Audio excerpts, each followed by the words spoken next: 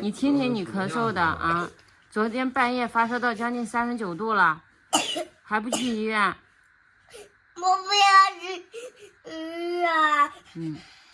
哎，现在去带他去试医，定了7点20的闹钟，现在出发也8点半了，赶紧过去。今天估计要拍一下片子了，毕竟咳嗽的真的很厉害。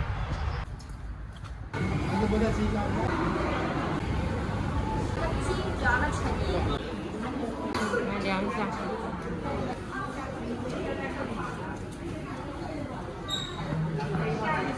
我们本来是1号，现在已经6号，现在已经100多号了。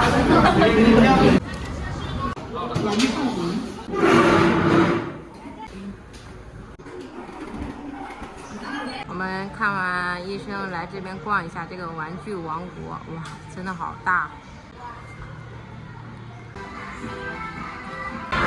嘟嘟喜欢了这一套，他们这里售价是599。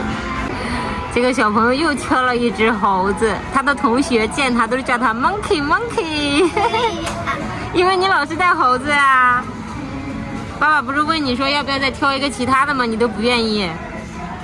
这一个手办9700，你们看一下，这个6000。你看了那些有什么感想？你以后长大千万不能玩这些玩意儿，真买不起。对呀，你忘了，你刚刚买的猴子，买的那个火车，我都是放。拜拜，你干嘛好的？拜拜。不走了？不走了。这样，慢点。拜拜。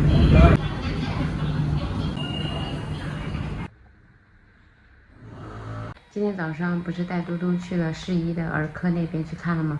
抽了那个末梢血和做了一个胸片。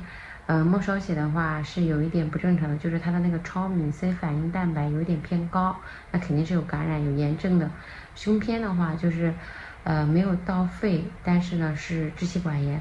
其实我挺庆幸的，因为他半夜发烧的时候，我就特别怕今天胸片做出来可能会到肺。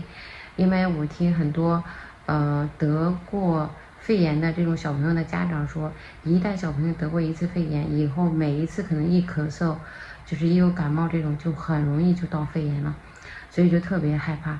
不过反正今天还算好，他还是支气管炎。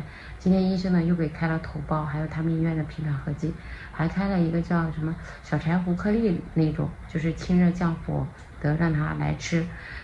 然后呢也是吃3天，如果3天还不好的话，就是还要去医院。如果一直咳嗽不行的话，就是还是需要做雾化。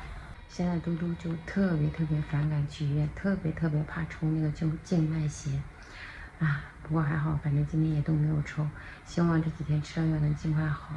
我今天的我昨天的抽血结果今天也出来了，就是病毒感染。医生说就继续头孢吃着，如果还是不行的话，就建议我再去大医院去复诊一下，因为现在是说我这个是淋巴，就这个地方很疼，不能按，就是淋巴上面怕有问题，所以就是说反正先看着，然后让我也不要太累了。吃饭的时候，吃饭呢也要饮食，就是要清淡一些，不要吃辣的，不要熬夜，不要吃这种刺激性的。哎，实在没办法，我真的连喝水都疼，怎么可能再去吃刺激性的？